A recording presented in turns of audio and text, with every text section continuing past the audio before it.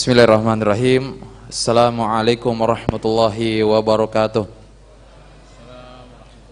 Alhamdulillahirabbil alamin, wassalatu wassalamu ala nabiyyina Muhammadin wa ala alihi wa ashabihi wa man tabi'ahum bi ihsanin ila yaumil qiyamah. Ikhwatal iman, a'azzanillahu wa iyyakum, jamaah pendengar dan juga pemirsa yang dimuliakan oleh Allah Subhanahu wa taala. Alhamdulillah, kita memanjatkan puji dan syukur kita pada kesempatan yang berbahagia ini.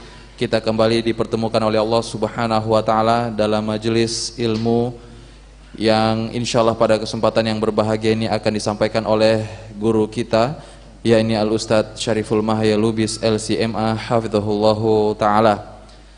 Dan sebelum itu kami juga mengucapkan ahlan wa sahlan kembali kepada Al-Ustadz yang sudah keberapa kalinya kembali hadir dan kembali bersama-sama di tengah-tengah kita untuk bersama-sama memberikan pencerahan dan juga berbagai ilmu kepada kita semua. Ikhwatal iman yang dimuliakan dan dirahmati oleh Allah Subhanahu wa taala, dari rangkaian daurah Safari Dakwah Al-Ustadz Syariful Mahya Lubis LCMA hafizahullahu taala di Kota Kendari, malam ini insyaallah kita akan membahas sebuah pembahasan tentang apa salahku, yang insyaallah akan langsung disampaikan oleh beliau. Dan seperti biasa kajian akan terbagi menjadi dua sesi. Sesi pertama adalah pemaparan materi dan sesi kedua adalah sesi tanya jawab. Dan untuk mengefisienkan waktu, langsung saja kami persilahkan kepada Al-Ustadz untuk memulai kajiannya, dan kepada Al-Ustadz kami persilahkan. Sampai jam berapa kita? 20.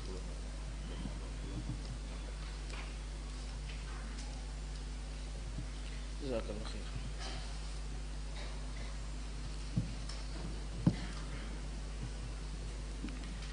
Bismillahirrahmanirrahim. Assalamualaikum warahmatullahi wabarakatuh.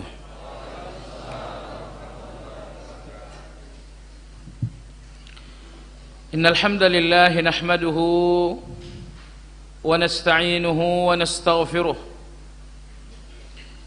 wa na'udzu billahi min shururi anfusina wa min sayyiati a'malina.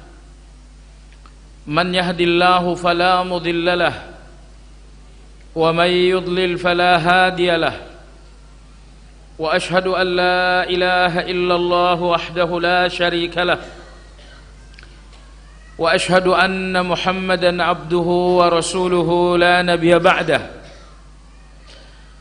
Allahumma salli wa sallim ala Muhammad wa ala alihi wa ashabihi wa man ittaba'ahum bi ihsanin ila yaumiddin.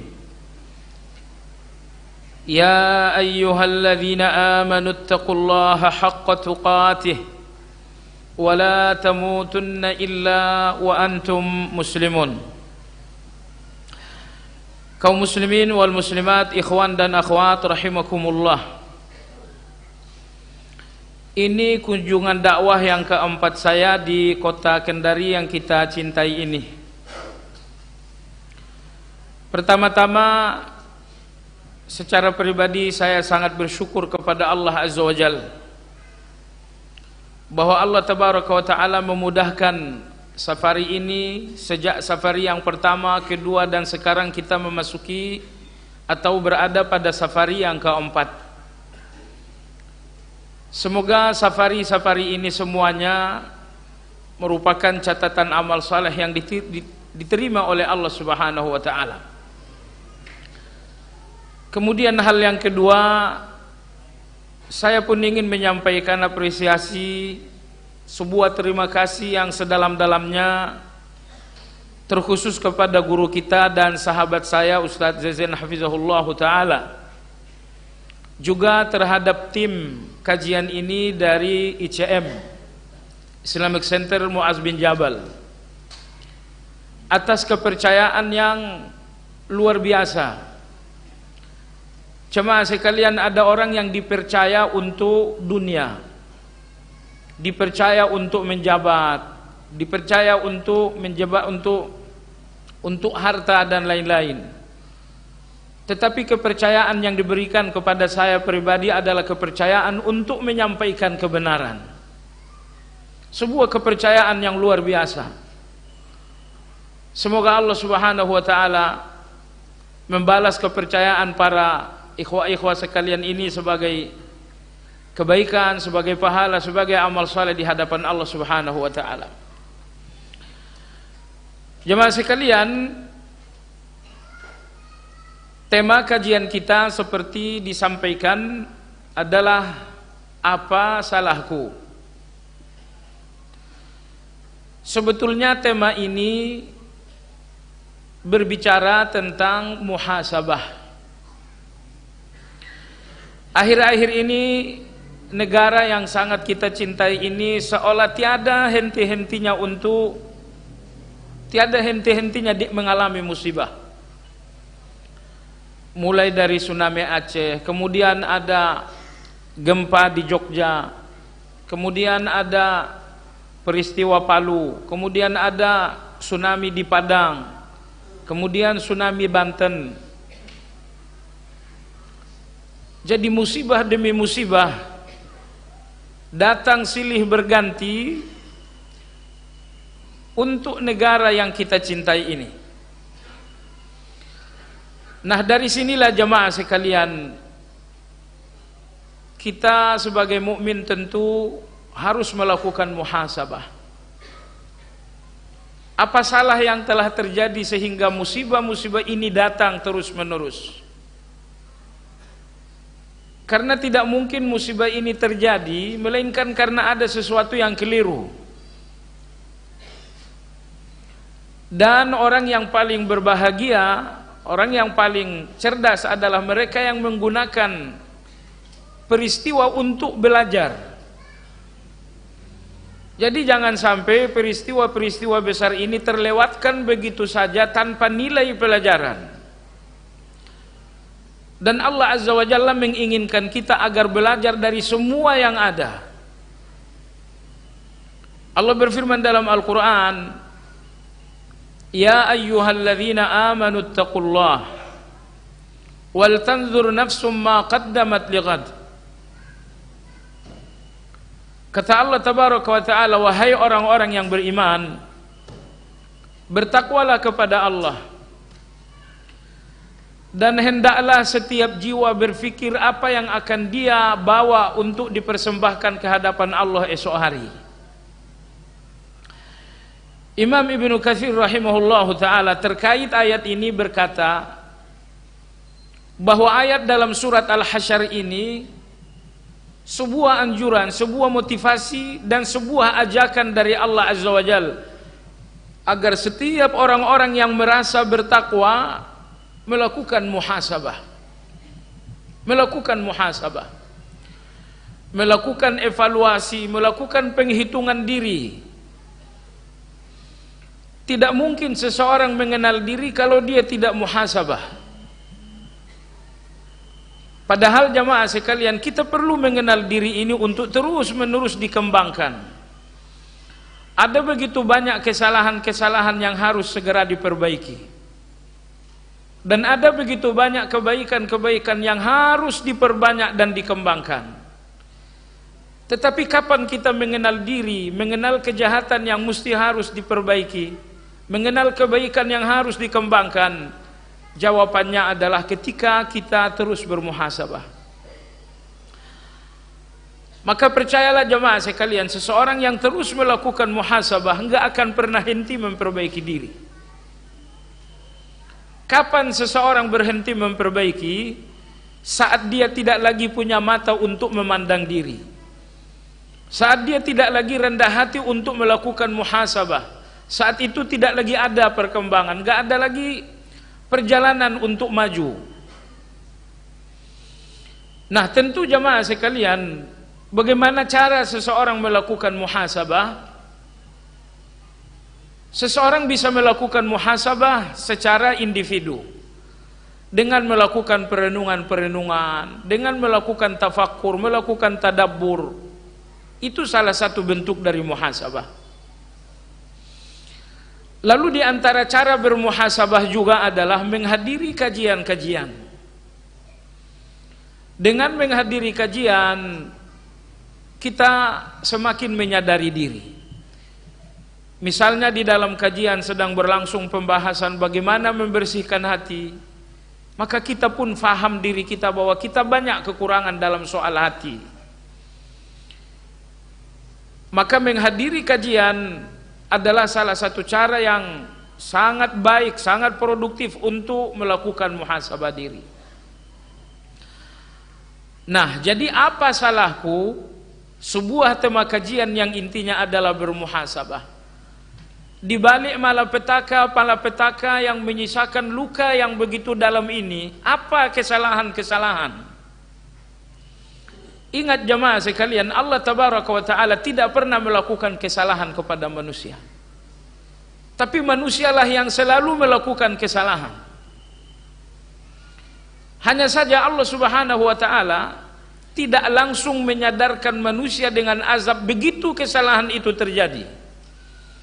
Tetapi Allah Subhanahu wa Ta'ala selalu memberikan jeda waktu, selalu memberikan waktu untuk manusia berfikir.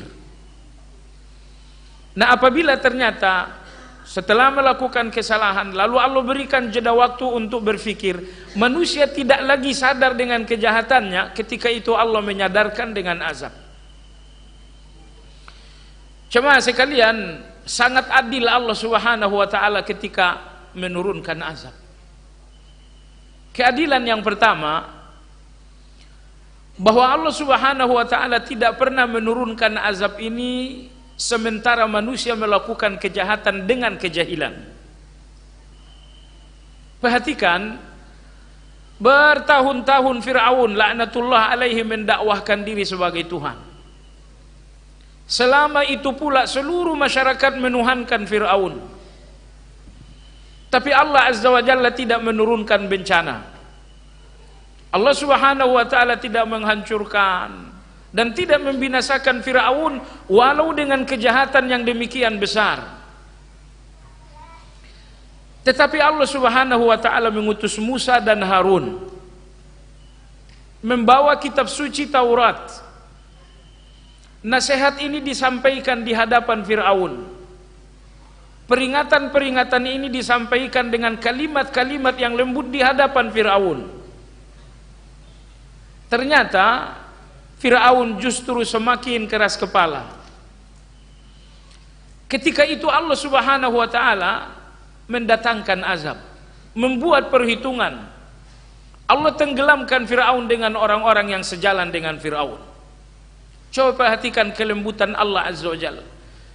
Allah melihat kejahatan besar ini dari seorang Fir'aun, tapi Allah tidak serta-merta melakukan perhitungan dengan azab.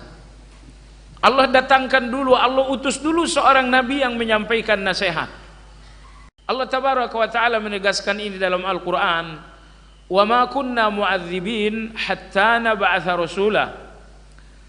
Kata Allah Tabaraka wa Ta'ala, dan kami tidaklah akan menghukum dan mengazab sampai kami mengutus rasul dan nabi yang membawa nasihat dan membawa peringatan.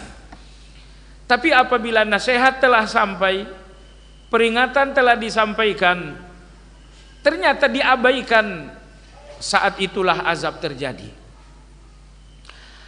Lalu kemudian yang kedua jemaah sekalian, azab ini pun tidak terjadi sepanjang masih banyak orang yang beristighfar kepada Allah Azza wa Jalla. Dalam surat Al-Anfal, Allah menyebutkan dua hal yang selalu menghalangi azab terjadi. Wa ma kana Allahu liyu'adzibahum wa anta fihim. Wa ma kana Allahu mu'adzibahum wa hum yastaghfirun. Allah tidak akan pernah mengazab orang-orang ini wahai Muhammad sementara engkau ada di tengah-tengah mereka. Allah pun tidak akan pernah mengazab mereka sementara di tengah mereka ada orang-orang yang beristighfar. Ulama-ulama kita mengkomentari ayat ini, mereka berkata, Allah Subhanahu wa Ta'ala tidak menurunkan azab sementara ada dua hal.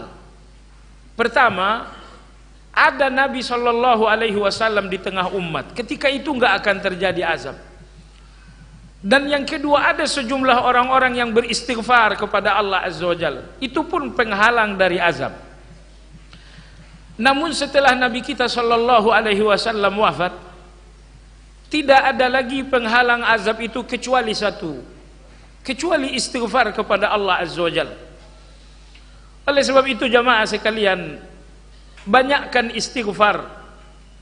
Sambil berjalan istighfarlah, sambil Anda duduk istighfarlah, sambil Anda menanti istighfarlah. Imam Hasanul Basri rahimahullahu ta'ala berkata, sekiranya Allah ingin meruntuhkan langit untuk menghancurkan bumi, Allah akan meloloskan orang-orang yang beristighfar. Saya ulangi kata beliau, sekiranya Allah meruntuhkan langit untuk menghancurkan bumi, Allah akan meloloskan dan menyelamatkan orang-orang yang beristighfar. Maka saya lihat jemaah sekalian, ada dua zikir yang seharusnya tidak boleh lepas dari ucapan seorang mukmin. Yang pertama adalah istighfar, dan yang kedua adalah alhamdulillah. Karena di dalam sayyidul istighfar kita mengakui dua hal kepada Allah Azza wa Jalla. Abu'u laka bi ni'matika alayya wa abu'u bi dzambi. Aku mengakui segala nikmatmu kepada aku, dan aku pun mengakui dosa-dosaku kepadamu. Jemaah sekalian, coba antum renungkan potongan kecil dari sayyidul istighfar ini. Apa yang Anda akui tentang Allah, dan apa yang Anda akui tentang diri Anda. Abu'u laka bi ni'matika alayya, inilah pengakuan tentang Allah. Abu'u laka bi ni'matika alayya, ya Allah, ku akui segala nikmat. Enggak henti-hentinya nikmatmu di setiap tarikan nafas ini. Abu'u laka bi ni'matika alayya, aku akui nikmat-nikmatmu. Lalu apa yang diakui seseorang tentang dirinya? Wa abu'u bi dzambi, aku pun mengakui dosa-dosaku. Perhatikan dua interaksi yang sangat berbeda. Allah tabaraka wa taala enggak henti-hentinya memberikan nikmat, sementara kita pun seolah tak berhenti-hentinya untuk melakukan maksiat. Kita akui nikmat Allah, maka ucapkan alhamdulillah. Kita pun mengakui dosa-dosa kita, maka ucapkan istighfar. Jemaah sekalian, akui nikmat Allah dengan alhamdulillah, dan akui dosa-dosa ini dengan istighfar. Maka saya katakan tadi bahwa setidaknya dua zikir ini tidak boleh lepas dari lisan kita. Setiap kali Anda menyadari nikmat, sadari nikmat ini, sambut nikmat ini, cicipi nikmat ini dengan alhamdulillah. Pada ayat bagian awal surat Al-Isra, Allah Subhanahu wa taala menyanjung Nuh alaihi salam. Dzurriyyata man hamalna ma'a Nuh, innahu kana 'abdan syakura. Perhatikan dalam ayat ini, Allah tidak menyanjung Nuh alaihi salam dalam kapasitas beliau sebagai seorang nabi. Allah pun tidak menyanjung Nuh alaihi salam karena beliau seorang rasul. Bahkan Allah pun tidak menyanjung Nuh karena beliau seorang ulul azmi. Sanjungan untuk Nuh alaihi salam, innahu kana 'abdan syakura, karena dia adalah seorang hamba yang bersyukur kepada Allah Azza wa Jalla. Jadi rupa-rupanya syukur dari seorang Nuh betul-betul menarik perhatian Allah, sehingga sanjungan untuk Nuh diabadikan oleh Allah di dalam kitab terbaik, yaitu Al-Quran, agar selalu menjadi bacaan dan penyadaran terhadap umat ini sampai kiamat, bahwa Nuh alaihi salam mendapatkan sanjungan Allah tabaraka wa taala bukan karena dia seorang nabi, bukan karena seorang rasul, bukan karena seorang ulul azmi, tapi disebabkan karena syukur kepada Allah Azza wa Jalla. Imam Mujahid rahimahullahu taala ketika beliau menafsirkan ayat ini, beliau berkata, Nuh alaihi salam tidak pernah menikmati nikmat Allah, enggak pernah mencicipi nikmat Allah kecuali dengan alhamdulillah. Apabila Nuh alaihi salam akan memakai baju, baju ini adalah nikmat, dia memakainya sambil mengucapkan alhamdulillah. Apabila Nuh alaihi salam menggerakkan kedua tangan, ternyata tidak ada persoalan, kedua tangan ini bergerak dengan baik. Nuh alaihi salam menggerakkannya dengan alhamdulillah. Apabila beliau berjalan, Ternyata tidak ada masalah dengan kedua kaki ini. Sehat-sehat saja, tidak stroke, berjalan dengan lincah. Nuh alaihi salam mengucapkan alhamdulillah. Oleh sebab itu Allah tabaraka taala mengatakan innahu kana abdan syakura. Sesungguhnya Nuh adalah seorang hamba yang bersyukur. Baik jamaah sekalian, jadi walhasil dua zikir ini agar tidak lepas dari ucapan kita. Karena kehidupan 24 jam sehari semalam Anda pun terombang-ambing hanya di antara dua hal. Terkadang Anda berada di dalam nikmat, terkadang Anda berada di dalam maksiat. Anda tidak akan keluar dari dua keadaan ini. Terkadang Anda berada di dalam nikmat, namun terkadang Anda berada di dalam maksiat. Begitu Anda menyadari nikmat, sadari nikmat ini dengan alhamdulillah. Dan begitu Anda menyadari dosa-dosa, sadari dosa-dosa itu dengan istighfar. Imam Al-Hasanul Basri rahimahullahu ta'ala berkata, istighfarlah kalian di meja, di tempat-tempat makan kalian. Istighfarlah kepada Allah Azza wa Jalla di jalan-jalan kalian. Istighfarlah kepada Allah di majelis-majelis kalian. Karena kalian tidak tahu kapan istighfar kalian Allah terima menjadi ampunan yang membersihkan kalian dari dosa-dosa kalian. Jadi kembali kepada pembicaraan bahwa tidak pernah terjadi azab ini sementara Allah masih mendengar sejumlah istighfar. Allah masih mendengarkan istighfar, tidak akan terjadi azab. Jadi, jemaah sekalian yang saya hormati, secara umum seluruh hukuman, seluruh dosa adalah sebab dibalik setiap azab. Makanya Ibnu Qayyim rahimahullahu ta'ala mengatakan bahwa dosa sangat buruk. Dosa ini satu-satunya tersangka di balik setiap azab Allah Subhanahu wa taala. Kenapa Allah tabaraka wa taala menenggelamkan umat Nabi Nuh? Jawabannya maksiat. Kenapa Allah tabaraka wa taala menghukum Firaun ditenggelamkan di laut? Jawabannya maksiat. Kenapa umat Nabi Lut, penduduk kota Sadum, dihancurkan oleh Allah Azza wa Jalla? Jawabannya karena maksiat. Tidak pernah terjadi azab di timur dan di barat dan di setiap belahan bumi melainkan karena telah ada dosa yang sangat besar dalam pandangan Allah Azza wa Jalla. Makanya seorang salafus saleh mengatakan la yakhafanna abdun illa dzambah wala yarjuanna illa rabbah. Hendaknya tidak ada yang ditakuti kecuali dosa, dan hendaknya tidak ada yang selalu diharapkan kecuali Allah tabaraka wa ta'ala. Ini ada dua. Hendaklah yang selalu ditakuti adalah dosa-dosa.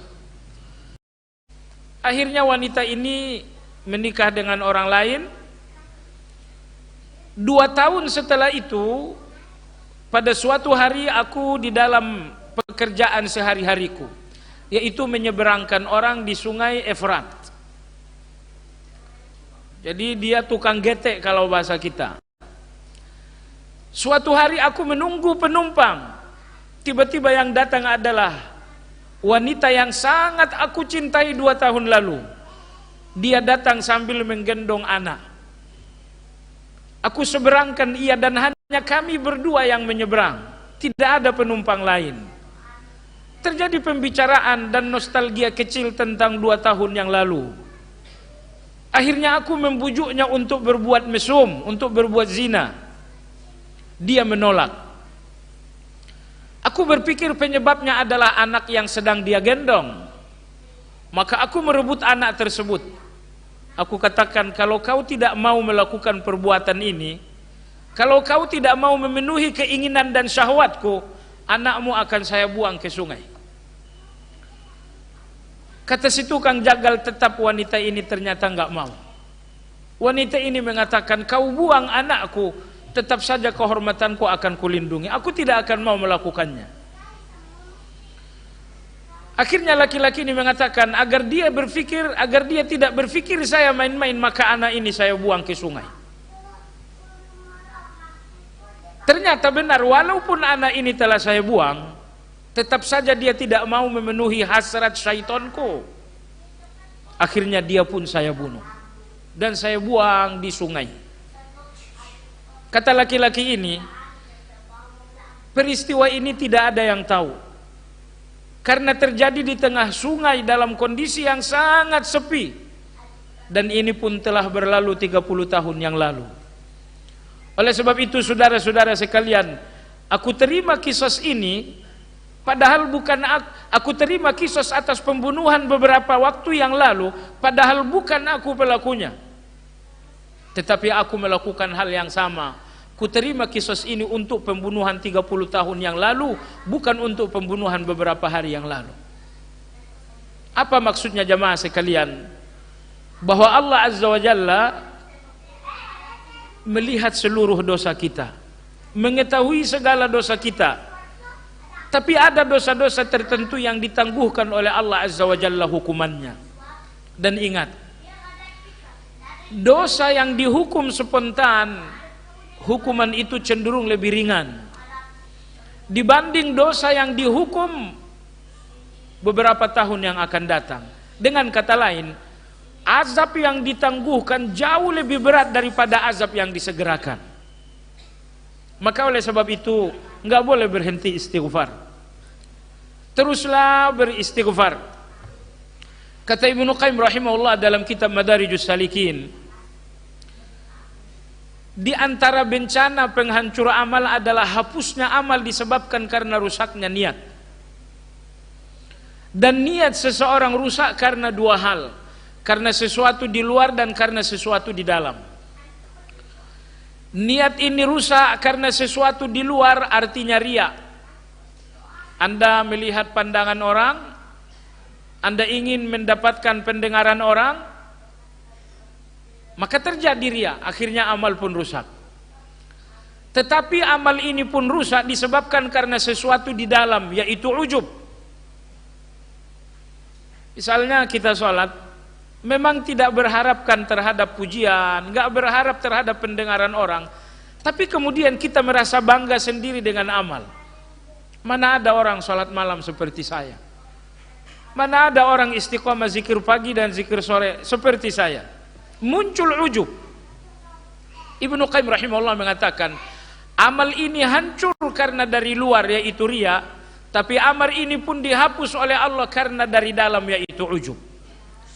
Maka Allah menyembuhkan dua penyakit ini dengan iyyaka na'budu wa iyyaka nasta'in. Iyyaka na'budu menyembuhkan riya. Ya Allah, hanya kepadamu aku beribadah. Aku tidak beribadah untuk pandangan manusia ini.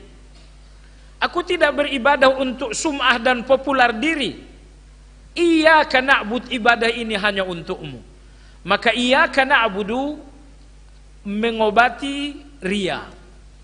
Wa iyyaka nasta'in ini mengobati ujub. Hanya kepadamu aku minta tolong. Aku sholat. Sholat ini bukan kekuatanku tapi pertolonganmu. Aku bertilawah 2 juz satu hari, bukan karena kesolehan dan ketaatan Tuhan, karena pertolonganmu.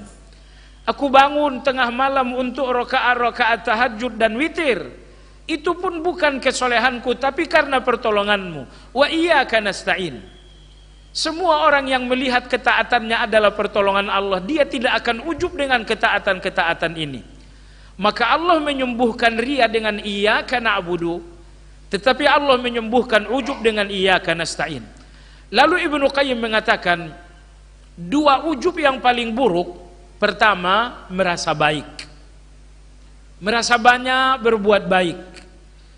Malam ini saya sholat malam 11 rakaat, sempurna jumlahnya, luar biasa. Hari ini saya zikir pagi, sempurna, merasa baik. Lalu nomor dua yang ada hubungan dengan kajian kita, apa itu? Merasa sedikit dosa. Ini ujub yang kedua. Tidak terasa dosa itu banyak. Dosa enggak banyak dosa saya. Dan Dulu saya pendosa, tapi saya sudah hijrah. Saya sudah tidak lagi ada dosa karena saya telah hijrah. Anda telah hijrah betul, alhamdulillah, tsumma alhamdulillah. Tapi kalau sampai hijrah ini Anda gunakan untuk menutupi dosa, saya nggak punya dosa lagi karena saya telah hijrah, ini adalah ujub jamaah sekalian. Anda telah hijrah adalah sebuah anugerah dari Allah Azza wa Jalla. Tapi dosa Anda yang telah berlalu, siapa yang mengatakan bahwa dosa ini telah dihapus oleh Allah Azza wa Jalla? Ternyata jamaah sekalian, kalau hati ini tidak selalu dipatroli, hati ini tidak selalu diawasi, banyak sekali lintasan-lintasan yang merusak kebaikan. Muncul lintasan-lintasan ujub yang akhirnya menghancurkan kebaikan kita. Kita telah berhijrah, alhamdulillah, tsumma alhamdulillah. Tapi kalau kemudian kita mengatakan dosaku tak ada lagi karena aku telah hijrah, Allahu Akbar. Hijrah ini membuat Anda ujub, merasa tak berdosa lagi. Ingat jamaah sekalian, rasa berdosa ini tidak boleh meninggalkan hati ini sampai kehidupan ini selesai. Rasa berdosa bukan urusan 3 hari. Rasa berdosa bukan urusan 5 hari. Maka di antara syarat taubat adalah an-nadam, menyesal, merasa berdosa, menyesal di dalam taubat. Apakah penyesalan itu untuk 3 hari? Enggak. Sekiranya penyesalan di dalam taubat hanya untuk 3 hari saja, berarti hari keempat kemungkinan akan terulang lagi. Kalau penyesalan ini hanya 1 tahun saja, dikhawatirkan tahun yang akan datang akan balik lagi. Semua dosa yang datang lagi, terulang lagi, karena dosa ini tidak lagi berada di dalam penyesalan. Adapun sekiranya dosa ini terikat di dalam penyesalan, dosa ini menjadi penyesalan sepanjang hayat, maksiat ini menjadi penyesalan di bawah mati. Sepanjang seluruh dosa ini terikat dengan penyesalan, Anda nggak akan kembali lagi ke dosa tersebut. Jadi percayalah jamaah sekalian, semua dosa yang terulang lagi dan terulang lagi karena Anda gagal mengikatnya dengan penyesalan. Maka saya katakan tadi bahwa penyesalan terhadap dosa enggak cuma 3 hari, enggak cuma 2 hari. Penyesalan ini harus dibawa mati. Agar apa? Agar langkah ini tidak mundur lagi. Kita sudah melihat mereka-mereka yang sebagian orang yang begitu indahnya melangkah di atas jalan hijrah. Tapi kita pun kemudian miris ketika langkah ini kembali mundur. Apa yang terjadi jamaah sekalian? Tentu multifaktor. Tapi di antara faktor kenapa langkah hijrah ini mundur kembali, karena an-nadam, karena rasa menyesal itu ternyata mulai menipis, mulai melemah. Apabila penyesalan terhadap dosa mulai melemah, mulai menipis, percayalah bahwa dosa itu akan datang lagi dan terulang lagi. Maka oleh sebab itu, jangan sampai jamaah sekalian, kita zikir pagi dan zikir sore, sayyidul istighfar, alhamdulillah, tsumma alhamdulillah. Ketika kita membacakan wa abu ubi zambi, ya Allah, aku mengakui segala dosa-dosaku, kalimat sederhana ini adalah update terhadap penyesalan. Masa lalu kita jamaah sekalian penuh dengan gunung-gunung maksiat. Alhamdulillah, tsumma alhamdulillah, saya tidak menemukan nikmat terbesar setelah Islam ini kecuali nikmat usia. Anda bisa bayangkan jamaah sekalian, sekiranya 20 tahun yang lalu Allah wafatkan kita dengan seluruh dosa ini, Allah wafatkan kita sebelum kita berjalan menuju hijrah. Tapi alhamdulillah, tsumma alhamdulillah, Allah panjangkan usia ini sampai akhirnya kita menemukan jalan hijrah.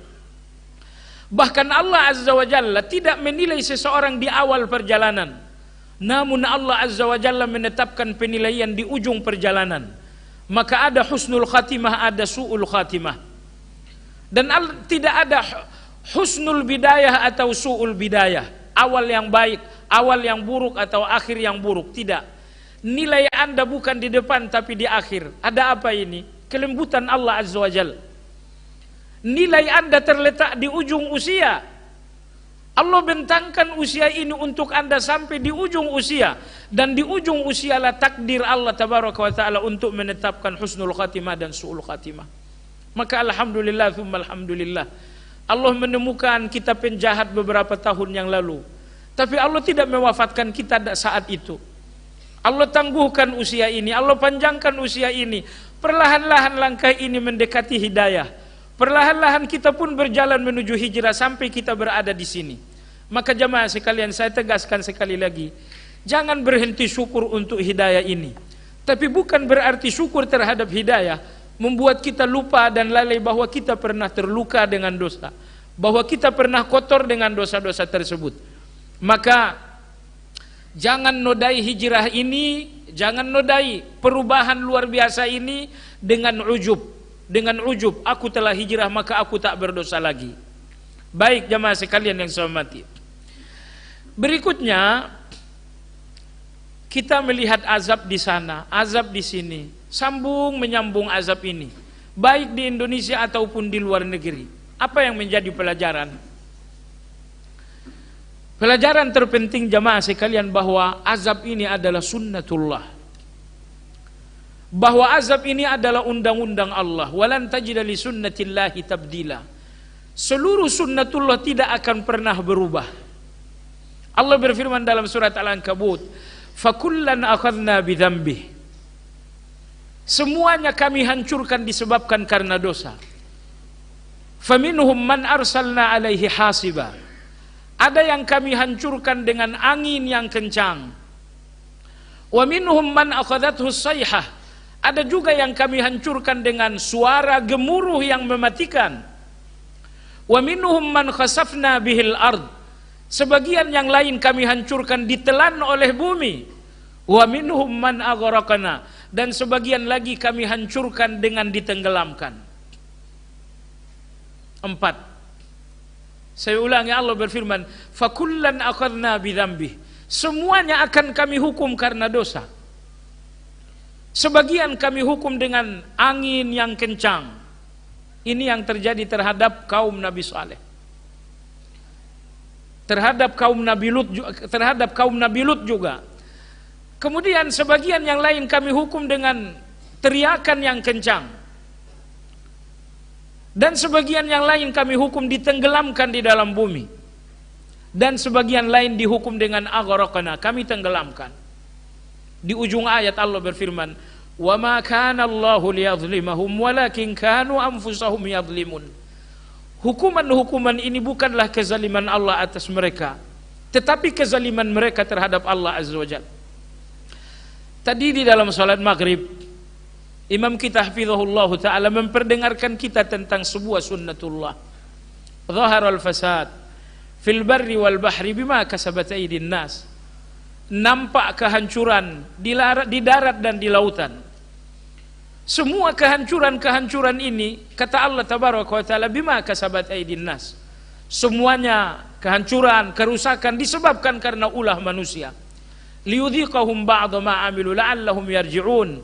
Agar kerusakan, azab, kehancuran ini membuat manusia menyadar diri sehingga mereka kembali kepada Allah Azza wa Jalla. Indah dan lembut sekali Allah berbicara dalam ayat ini. Allah katakan, kalian berbuat salah, maka aku menghukum. Hukuman ini bukan untuk menghancurkan, tapi agar kalian kembali kepada Allah Azza wa Jalla.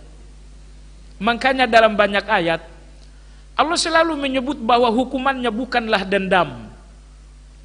Hukuman Allah Azza wa Jalla bukanlah dendam, tetapi hukuman Allah adalah hukuman. Maka dalam surat Ar-Rum tadi, la'allahum yarji'un. Allah hukum kalian atas kesalahan kalian agar kalian kembali kepada Allah Azza wa Jalla. Lalu dalam surat As-Sajdah Allah pun membicarakan, menyampaikan hal yang hampir sama. Allah berfirman, wa nudhiqannahum minal adzabil adna dunal adzabil akbari la'allahum yarji'un. Kami akan menimpakan azab dunia atas dosa-dosa kalian sebelum azab akhirat agar kalian kembali kepada Allah Azza wa Jalla. Jemaah sekalian, indah sekali hukuman ini. Sekiranya inilah cambuk yang membuat kita kembali kepada Allah Azza wa Jalla. Tapi kadang-kadang terjadi hukuman justru kita sibuk membela diri. Saya tidak berdosa, saya enggak melakukan kesalahan. Jemaah sekalian, orang yang membela diri enggak akan pernah memperbaiki diri. Tapi orang yang tawaduk mengakui diri, mereka lah yang akan berjalan indah untuk memperbaiki diri. Masa saya katakan musibah yang terjadi di Palu, di Aceh, di Jogja, dimanapun musibah ini datang dan akan datang, sekiranya musibah-musibah ini mengembalikan kita kepada Allah, terima kasih untuk musibah. Sekali lagi, terima kasih untuk musibah yang telah menjadi jalan taubat, menjadi jalan kesadaran bagi orang, dan itulah yang diinginkan oleh Allah Azza wa Jalla. Hukuman ini bukanlah sebuah dendam atas kalian yang berdosa, kata Allah, tapi azab ini, kata Allah, agar kalian kembali kepada Allah Azza wa Jalla. Dengan kata lain, jamaah sekalian, hukuman-hukuman ini walaupun menyisakan luka, hukuman-hukuman ini walau belum menghentikan air mata, tapi Allah mengatakan hukuman ini agar kalian kembali kepada aku. Jemaah sekalian, Nabi kita SAW bersabda, innallaha ghayur. Allah Subhanahu wa ta'ala cemburu. Allah Subhanahu wa ta'ala maha pencemburu. Wa inna min ghiratillahi an ya'tiya ahadukum maharimahu. Di antara bentuk kecemburuan Allah, apabila seseorang di antara kalian memuaskan syaitan dengan maksiat-maksiat. Ada Allah, ada syaitan. Sebagian orang memilih jalan untuk memuaskan syaitan dengan maksiat. Kata Nabi SAW, Allah Tabaraka wa Ta'ala cemburu. Allah cemburu apabila seorang hamba memuaskan dan membahagiakan syaitan dengan maksiat. Nah, apa jadinya apabila kecemburuan Allah selalu kita bakar dengan dosa-dosa kita? Yang terjadi adalah hukuman-hukuman ini. Tapi ini hukuman, bukan dendam. Oleh karena ini hukuman, tujuan Allah dibalik setiap hukuman ini agar kita kembali kepada Allah Azza wa Jalla. Makanya terkutuklah jiwa-jiwa yang telah dihukum lalu kemudian tidak kembali kepada Allah. Allah berfirman dalam surat Al-Baqarah, "Tsumma qasat qulubuhum min ba'di dzalika fahiya kal hijarah." Walau hukuman ini datang, tapi bagi sebagian orang tidak juga melembutkan hati. Hukuman ini datang, namun hati mereka keras membatu. Jemaah sekalian, jangan sampai ini terjadi. Baik. Jadi kembali bahwa hukuman entah di Jogja, entah di Palu, entah dimanapun hukuman ini terjadi, memberikan kita sebuah pelajaran yang boleh jadi telah terlupakan, bahwa hukuman adalah sunnatullah. Dan sunnah Allah nggak pernah berubah, nggak pernah ditukar oleh Allah Azza wa Jalla. Hukuman adalah sunnatullah, dan sunnatullah ini akan selalu terjadi dan terulang. Anda ingin menghindari dan menjauhi sunnatullah ini, dosa ini, jawabannya hukuman dan azab ini, jawabannya jauhi dosa-dosa. Baik. Jamaah sekalian yang saya hormati, ketika kita berbicara dengan Al-Quran, apa di balik malapetaka? Kejahatan apa dari manusia-manusia yang akhirnya mengundang malapetaka ini? Ternyata jamaah sekalian, banyak sekali Al-Quran dan Sunnah berbicara. Kenapa azab terjadi, malapetaka muncul? Karena kalian mengundang itu semuanya dengan berbagai dosa kalian. Yang pertama, dosa terbesar mengakibatkan datangnya hukuman Allah adalah syirik kepada Allah Azza wa Jalla. Syirik kepada Allah. Inilah dosa terbesar di balik hukuman-hukuman ini. Di balik hukuman-hukuman ini. Maka Allah Tabaraka wa Ta'ala berfirman dalam Al-Quran tentang syirik. Kata Allah Subhanahu wa Ta'ala, "Inna Allah la yaghfiru an yushraka bihi wa yaghfiru ma duna dzalika liman yasha." Allah tidak mengampuni orang-orang yang berbuat syirik. Antum bayangkan, kalau sampai dosa yang satu ini tidak diampuni oleh Allah Azza wa Jalla, apa jadinya dosa yang tidak diampuni? Seseorang berzina diampuni oleh Allah dengan kebaikan. Kita semua tahu kisah seorang pelacur yang diriwayatkan oleh Imam Muslim dari Nabi SAW. Wanita pelacur bukan sekedar berzina sekali dua kali, pelacur. Tapi Anda lihat, Allah ampuni dosa yang menjadi kebiasaan wanita ini hanya dengan sedekah. Sedekah air itu pun bukan kepada seorang manusia, apalagi beriman. Sedekah air ini hanya diberikan kepada seekor binatang yang notabene binatang haram, yaitu anjing. Tapi ternyata meski Allah menyebutkan zina ini dengan fahisyah, perbuatan keji, Allah mengampuninya disebabkan karena sedekah tadi. Tapi Allah Azza wa Jalla tidak pernah mengampuni dosa mengampuni syirik dengan kebaikan apapun. Anda sholat malam enggak akan menghapus syirik. Anda bersedekah enggak akan menghapus syirik. Karena Allah tidak mengampuni syirik ini kecuali dengan satu hal, kecuali dengan taubat. Jadi penegasan dari Allah Azza wa Jalla bahwa tidak ada ampunan terhadap syirik, ini sebuah peringatan besar bagi kita jemaah sekalian. Apabila telah terjadi syirik, berarti telah terjadi dosa yang tak diampuni oleh Allah Azza wa Jalla. Dan tentu ini sebuah peringatan dahsyat. Maka dalam ayat lain Allah Subhanahu wa taala berfirman tentang orang-orang yang berbuat syirik, "Wa ma lidzalimina min ansar." Dan tidak akan ada pertolongan Allah terhadap orang-orang yang zalim, alias orang-orang yang syirik. Apabila seseorang jatuh kepada syirik, tak ada lagi pertolongan Allah Azza wa Jalla. Dalam perang Uhud jemaah sekalian, Nabi kita alaihi salatu wassalam adalah komandan langsung pertempuran. Sahabat yaitu generasi umat terbaik, mereka adalah prajurit dalam perang Uhud. Tetapi mereka kalah dalam perang ini. Mereka terluka, berdarah-darah. Apa yang terjadi? Di mana pertolongan Allah? 2 minggu lalu Allah turunkan ribuan malaikat bersama Nabi SAW dalam perang Badar. Hanya 2 minggu pasca perang Badar terjadi perang Uhud. Di mana malaikat-malaikat yang kemarin?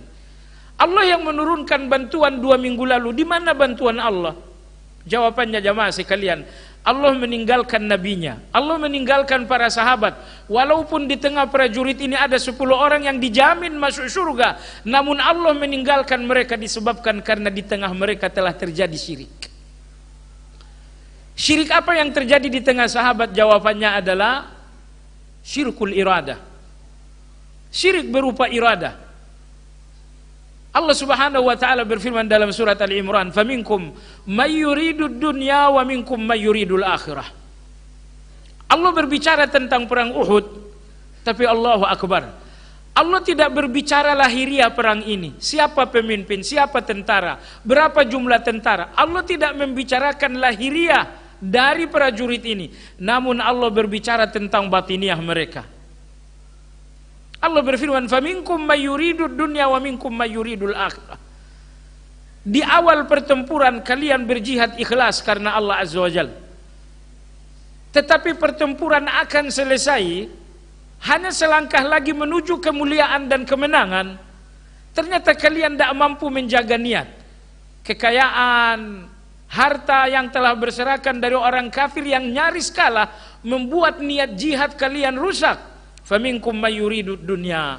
Mulai muncul prajurit-prajurit yang mencari-cari dunia. Ini dinamakan dengan syirkul iradah atau syirkun niyah. Terjadi syirik di dalam niat. Apa yang terjadi jamaah sekalian? Setelah kemenangan hanya 1 langkah lagi di depan mata, kemenangan ini lenyap. Kemenangan ini hilang. Peluang ini betul-betul lenyap. Apa yang terjadi? Yang terjadi bukan dosa dalam ucapan, bukan dosa dalam perbuatan, tapi yang lebih dari itu semua terjadi sebuah dosa besar dalam jiwa sebagian sahabat. Apa itu? Faminkum may yuridud dunya. Sebagian kalian sudah mulai mencari dunia dengan jihad ini. Niat kalian telah rusak di dalam jihad ini. Maka camkan jamaah sekalian, jihad ibadah terbesar dalam Islam. Ketika Allah menemukan niat yang rusak di kalangan sebagian sahabat, Allah meninggalkan mereka. Tidak ada pertolongan, tidak lagi ada malaikat. Agar antum tahu betapa pentingnya meluruskan niat ini. Betapa pentingnya meluruskan niat ini. Tetapi jamaah sekalian, ketika terjadi perang Hunain dalam pada penaklukan kota Mekah, Nabi dan para sahabat berhasil memenangkan Hunain. Apa komentar Allah tabaraka wa taala? Fa'alima ma fi qulubihim fa'anzala as-sakinata 'alaihim. Allah tabaraka wa taala melihat hati mereka ikhlas. Hati kalian ikhlas, maka Allah turunkan ketenangan sehingga tidak ada ketakutan kalian dalam berjihad. Lebih dari itu Allah berikan kepada kalian fathan, kemenangan yang sangat besar. Jadi saya ingin kita memperhatikan dua ayat ini baik-baik. Perang Uhud adalah kekalahan. Allah berfirman, kalian mulai mencari dunia. Dalam perang Hunain, kalian menang padahal lantas hampir kalian kalah, tapi kalian menang disebabkan apa? Fa'alima ma fi qulubihim fa'anzala as-sakinata 'alaihim wa athabahum fathan mubina. Karena Allah kembali menemukan ikhlas dalam hati kalian. Jadi kemenangan Hunain bukan karena pasukan yang banyak, tapi karena ikhlas. Kekalahan Uhud bukan karena pasukan yang sedikit, tapi karena hilangnya ikhlas. Maka jemaah sekalian, apabila hati ini telah rusak, ikhlas ini telah rusak, syirik ini telah mengotori ikhlas, maka Allah tabaraka wa ta'ala mendatangkan hukuman. Prajurit hukum dihukum oleh Allah, prajurit Uhud dihukum oleh Allah dengan kekalahan, dengan luka, dengan darah, dengan mutilasi. Alasannya apa? Alasannya adalah syirik yang demikian halus terjadi di dalam jiwa sebagian para sahabat. Nah, maka oleh sebab itu jemaah sekalian, penyebab utama dosa-dosa ini adalah, penyebab utama malapetaka ini, musibah ini, kehancuran ini adalah syirik kepada Allah Azza wa Jalla. Kemudian yang kedua, di balik malapetaka ini apalagi salah, apalagi dosa? Jawabannya adalah at-tughyan wa dzulmul ibad. Yang kedua adalah kezaliman. Kalau sampai pemerintahan telah zalim terhadap rakyat, kalau sampai suami-suami telah zalim kepada istri, orang tua telah zalim terhadap anak-anak, tapi anak-anak pun zalim terhadap orang tua. Apabila tetangga-tetangga telah zalim terhadap tetangganya, kalau kehidupan ini telah terisi dengan kezaliman-kezaliman ini, jemaah sekalian, akan datang azab. Akan datang azab dari Allah Subhanahu wa taala. Maka Allah tabaraka wa taala berfirman dalam Al-Qur'an, "Wa tilkal qura ahlaknahum lamma zalam." Dan itulah negeri-negeri kami telah menghancurkannya. Kapan? Kapan kami hancurkan negeri-negeri ini? Lamma zalamu, ketika mereka berbuat zalim. Mereka zalim kepada Allah dengan syirik mereka. Mereka pun zalim terhadap diri mereka dengan maksiat mereka. Lalu mereka pun zalim terhadap orang lain. Jadi ini tiga kezaliman. Zalim kepada Allah adalah syirik. Zalim kepada diri sendiri adalah maksiat. Zalim kepada orang lain dengan berupa pelanggaran-pelanggaran hak. Maka apabila kezaliman ini telah terjadi, Allah berfirman, ahlaknahum. Kami akan menghancurkan mereka. Kami akan menghukum mereka. Lalu dalam ayat lain Allah Subhanahu wa taala berfirman, hal yuhlaku illal qaumuz zalimun. Apakah ada satu kaum yang dihancurkan kecuali orang-orang zalim? Keadilan Allah Azza wa Jalla, Allah tidak pernah menghancurkan orang-orang baik. Semua orang yang dihancurkan oleh Allah di dalam azab, semuanya adalah orang-orang zalim. Hal yuhlaku illa zalimun. Apakah ada yang dihancurkan oleh Allah kecuali orang-orang zalim? Dalam ayat lain Allah tabaraka wa taala berfirman, wa ka'ayyim min qaryatin amlaytu laha wa hiya zalimah. Amlaytu laha wa hiya zalimatun thumma akhadtuha. Kata Allah Subhanahu wa taala, begitu banyak negeri-negeri yang kami tangguhkan, tetapi dia terus di dalam kezaliman, lalu akhirnya kami pun menghukumnya. Ayat ini di dalam surat Al-Hajj. Kata Allah tabaraka wa taala, wa ka'ayyim min qaryatin amlaytu laha wa hiya zalimah. Berapa banyak negeri-negeri yang zalim namun kami tangguhkan. Summa akhad, lalu kemudian Allah Subhanahu wa taala menghukum.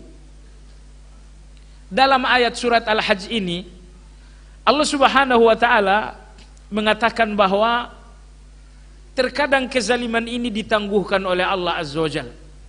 Maka dalam hadis sahih Nabi SAW bersabda, innallaha la yumli liz-zalim. Sesungguhnya Allah akan menangguhkan hukuman atas orang zalim. Hatta idza adrakahu lam yuflituhu. Begitu Allah mendatangkan hukuman, maka si zalim ini tidak akan lolos sama sekali. Jadi Apabila Anda melihat orang-orang zalim ini masih tertawa, Anda melihat orang-orang zalim ini masih bersanda gurau, Anda jangan berpikir tidak ada hukuman untuk mereka. Di antara sunnatullah terhadap orang-orang yang zalim, bahwa Allah menangguhkan hukuman agar hukuman itu menjadi lebih besar. Sebab kalaulah hukuman itu disegerakan, hukuman itu akan kecil. Tetapi Allah pun memiliki hikmah yang besar. Ditangguhkan hukuman ini, apabila mereka terus di dalam kezaliman, maka akan datang hukuman, akan datang azab yang lebih besar. Baik, kalau begitu di antara penyebab azab yang kedua, malapetaka, bencana adalah suasana sosial yang telah penuh dengan kezaliman-kezaliman. Dalam hadis saya diriwayatkan oleh Imam Abu Dawud, Imam Ahmad dari Abu Bakrah, Nabi SAW bersabda, "Ma min dzambin ajdari ayyu ajjilallahu li sahibihi al-uqubata fid dunya ma'a ma yaddakhiru lahu fil akhirati min al-baghi wa qati'atir rahim." Kata Nabi SAW, di antara dosa yang disegerakan hukumannya di dunia ini, sebelum hukuman itu nanti akan datang lagi di akhirat, ada dua dosa. Yang pertama al-baghi, kezaliman. Dan yang kedua adalah qati'atur rahim, memutuskan silaturahmi. Jemaah sekalian yang saya hormati, maka tinggalkan kezaliman, hati-hati dengan kezaliman. Hati-hati dengan kezaliman. Anda yang menjadi sandaran beberapa orang, apabila Anda atasan, sejumlah anak buah bersandar kepada Anda. Apabila Anda seorang komandan, sejumlah prajurit bersandar kepada Anda. Anda yang memegang sejumlah hak dan kewajiban, hati-hati dengan kezaliman. Karena kalau sampai hak-hak ini tidak diperoleh oleh yang memilikinya, apabila Anda mengabaikan hak dan tidak mengembalikan hak ini kepada pemiliknya, ini kezaliman namanya. Dan Allah tidak akan membiarkan ini, melainkan akan datang hukuman Allah Azza wa Jalla.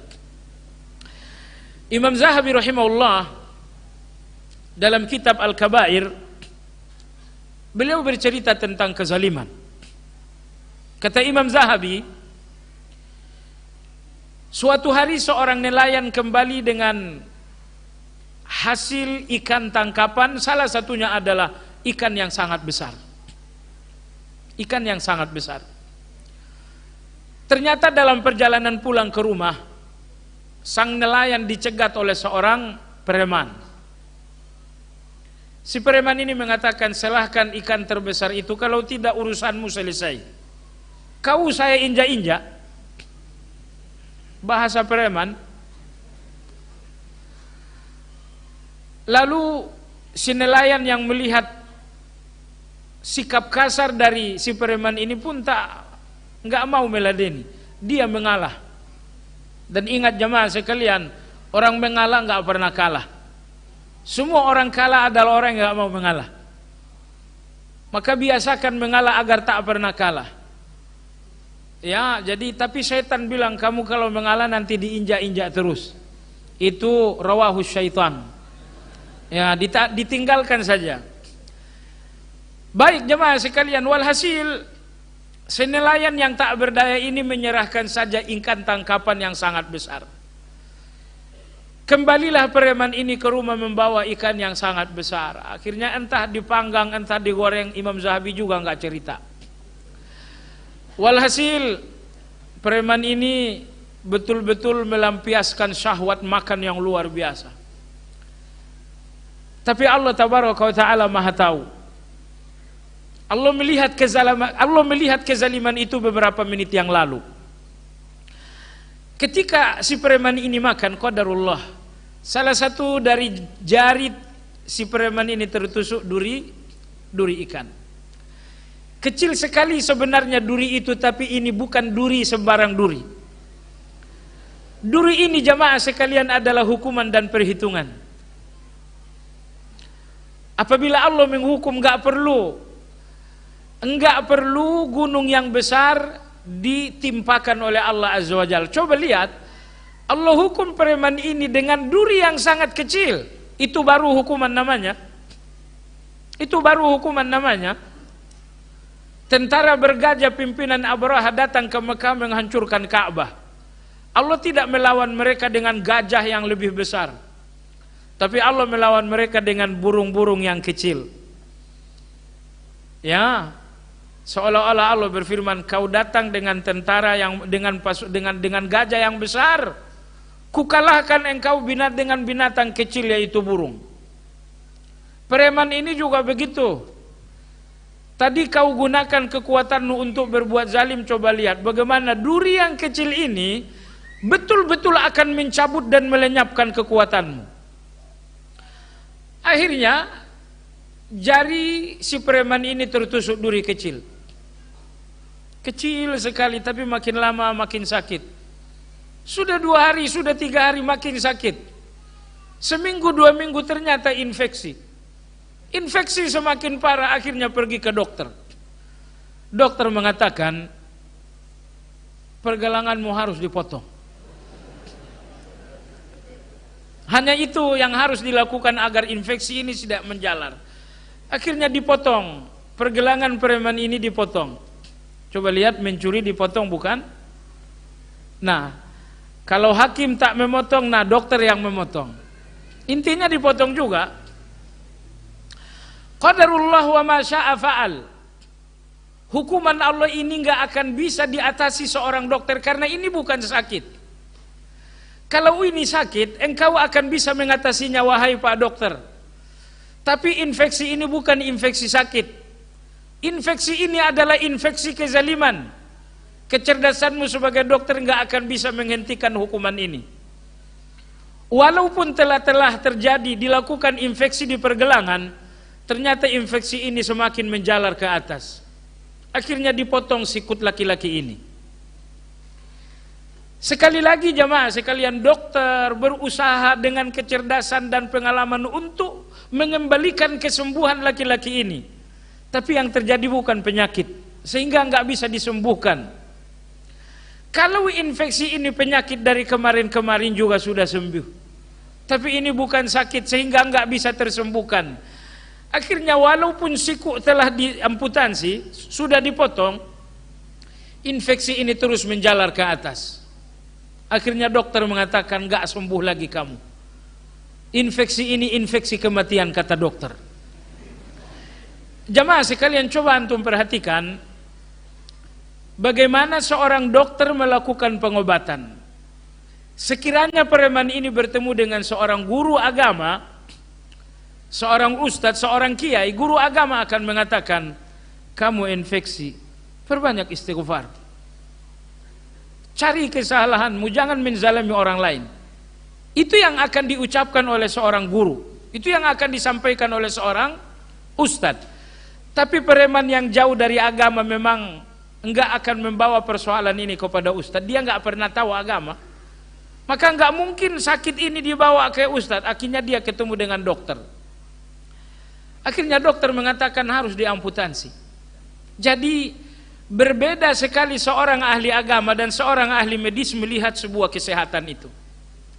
Dokter, dia adalah ahli medis, dia melihat kesehatan ini secara medis. Ternyata upaya-upaya medis tidak menyembuhkan seorang preman. Andai kata preman ini bertanya kepada ustadz, kepada orang yang faham agama, dia akan mendapatkan obat yang akan menyembuhkan dirinya. Ustadz akan mengatakan, taubatlah kepada Allah, istighfarlah, jangan berbuat zalim, minta maaflah kepada orang yang pernah kau zalimi. Dan sekiranya preman ini betul-betul taubat, betul-betul kembali minta maaf kepada orang yang dizalimi, mungkin dia tidak akan tewas. Tapi jamaah sekalian, qadarullah. Maka pelajaran untuk kita semua bahwa kezaliman ini adalah azab. Apabila tidak segera bertaubat kepada Allah dan memohon maaf kepada orang-orang yang dizalimi, percayalah bahwa kezaliman ini akan menjadi malapetaka besar. Dan saatnya kezaliman ini menjadi malapetaka, enggak akan ada yang bisa menyembuhkan, enggak akan ada yang bisa menolong lagi. Baik jamaah sekalian, maka di balik bencana, di balik malapetaka, di balik musibah, baik musibah yang berskala besar ataupun musibah yang berskala kecil, penyebab kedua musibah ini adalah kezaliman. Hati-hati kezaliman terhadap anak-anak, kezaliman terhadap istri, kezaliman terhadap saudara-saudara, apalagi kezaliman kepada orang tua. Kezaliman-kezaliman ini akan Anda bayar dengan sebuah kehancuran yang sangat sakit. Sunnatullah, bahwa Allah tidak pernah meloloskan orang-orang zalim dari hukuman, kecuali orang-orang zalim itu segera bertaubat kepada Allah Azza wa Jalla. Kemudian penyebab ketiga di balik bencana, di balik musibah, penyebab ketiga adalah banyaknya kemungkaran yang terbiarkan. Apabila kemungkaran ini terjadi dan cenderung dibiarkan, apalagi dilindungi. Jadi kemungkaran bukan dilarang, malah dilindungi. Jangankan dilindungi, sekedar dibiarkan pun kemungkaran ini akan mendatangkan dan menyebabkan azab Allah Subhanahu wa taala. Dalam sebuah hadis diriwayatkan oleh Imam Ibnu Majah, disahihkan oleh Imam Hakim dan disetujui oleh Imam Zahabi. Syekh Albani rahimahullah mengatakan hadis ini hadis sahih. Nabi sallallahu alaihi wasallam bersabda dari riwayat Ibnu Umar, "Khamsun idza btulitum bihinna wa'udzu billah an tudrikuhunna." Kata Nabi SAW, ada 5 hal besar. Aku berlindung kepada Allah jangan sampai 5 persoalan besar ini ada di tengah-tengah kalian. Apa itu? Yang pertama, lam tadhharil fahishatu fi qaumin qat hatta yu'linu biha illa fasha fihim at-ta'un wal awja' allati lam takun madat fi aslafihim alladhi madaw. Kata Nabi sallallahu alaihi wasallam, apabila telah terjadi zina di tengah-tengah kalian, zina ini pun menyebar. Apa yang akan terjadi? Kata Nabi SAW, illa fasha fihimut ta'un wal auja', melainkan akan muncullah penyakit-penyakit yang tak terobati. Nabi menyebutnya ta'un wal auja', dan Nabi pun mengatakan akan muncul bencana kelaparan-kelaparan. Jadi apabila fahisyah, apabila zina ini sudah terjadi dan cenderung dibiarkan, 2 malapetaka akan terjadi. Yang pertama, akan datang penyakit yang tak terobati, Nabi menyebutnya dengan ta'un. Lalu yang kedua, akan terjadi bencana kelaparan, kesulitan ekonomi, bertani tapi tidak panen, berdagang tapi tidak untung, terjadi kesulitan ekonomi, bencana kelaparan. Kata Nabi SAW, 2 hal ini akan terjadi apabila zina dibiarkan. Ini nomor 1. Nomor 2, kata Nabi SAW, walam yanqusul mikyala wal mizan illa ukhidhu bis sinin wa syiddatil mu'nah wa jawris sultan. Dan apabila kalian telah mencurangi neraca dan timbangan dalam perdagangan. Ini bahasa Nabi SAW. Kalau dibahasakan lebih bebas, apabila kalian telah berlaku zalim di dalam jual beli kalian, rugi merugikan, riba merajalela, kejahatan-kejahatan ekonomi ini, kata Nabi SAW, akan menghasilkan 3 azab yang sangat besar. Apa itu? Illa ukhidhu bisinin. Akan terjadi kekeringan. Allah tabaraka wa ta'ala akan mengurangi debit hujan. Bencana kekeringan akan terjadi disebabkan karena kejahatan-kejahatan ekonomi kalian. Ini nomor 1. Nomor 2, wasyiddatul mu'nah. Apabila kalian telah melakukan praktek-praktek ekonomi yang zalim, maka akan muncul bencana yang kedua. Apa itu? Syiddatul mu'nah. Harga-harga akan semakin naik. Harga-harga akan semakin naik. Tiket pesawat Kendari aja 1.400.000. Padahal terjina 800. Harga terong, harga bensin, semua akan naik. Kalaupun turun dikit, lalu naik lagi melambung. Nabi SAW telah mewanti-wanti, kalau dibiarkan praktek-praktek kejahatan ekonomi ini, syiddatul mu'nah, kalian akan menemukan bencana, yaitu syiddatul mu'nah, yaitu harga-harga yang mengamuk, harga-harga yang melambung tinggi, sehingga harga-harga tinggi ini akan mencekik dan menyulitkan kalian semua. Dan yang ketiga, apabila dibiarkan kejahatan ekonomi ini, hukuman yang ketiga kata Nabi SAW, wajauri sultan, kalian akan hidup dalam cengkeraman kekuasaan yang zalim. Tidak lagi ada penguasa-penguasa yang mengayomi dan lembut. Penguasa-penguasa ini nyakitin, penguasa-penguasa ini menzalimi, nyakitin sekali. Kata Nabi SAW, inilah 3 hukuman apabila telah terjadi praktek-praktek kejahatan dalam ekonomi. Pertama, bencana kekeringan, dan yang kedua harga-harga naik, dan yang ketiga kata Nabi SAW, jauri sultan, kezaliman dari kekuasaan. Ini 3. Saya nggak perlu bertanya apa udah terjadi apa belum. Jawabannya dalam hati sajalah. Ya. Lalu kemudian hal yang ketiga, walam yamna'u zakata amwalihim illa muni'ul qatar minas sama walaulal bahaim lam yumtaru. Kata Nabi SAW, apabila tak lagi ada kesadaran berzakat dari orang-orang kaya, Allah tidak akan menurunkan air hujan.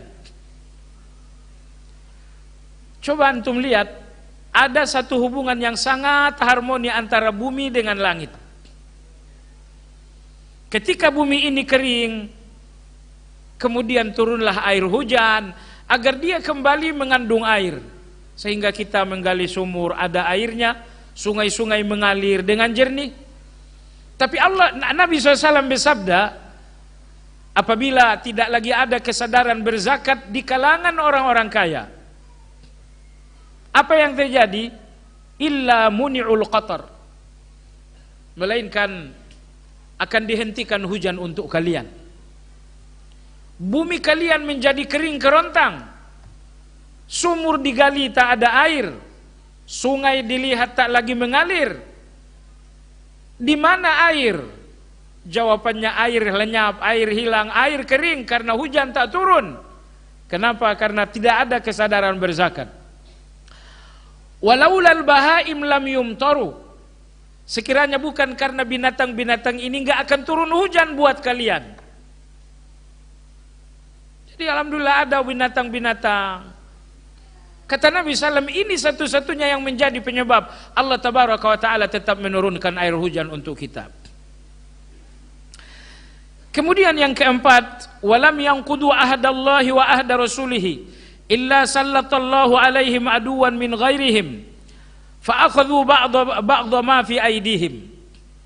Kata Nabi SAW, dan apabila kalian telah membatalkan janji-janji dengan Allah dan Rasulnya,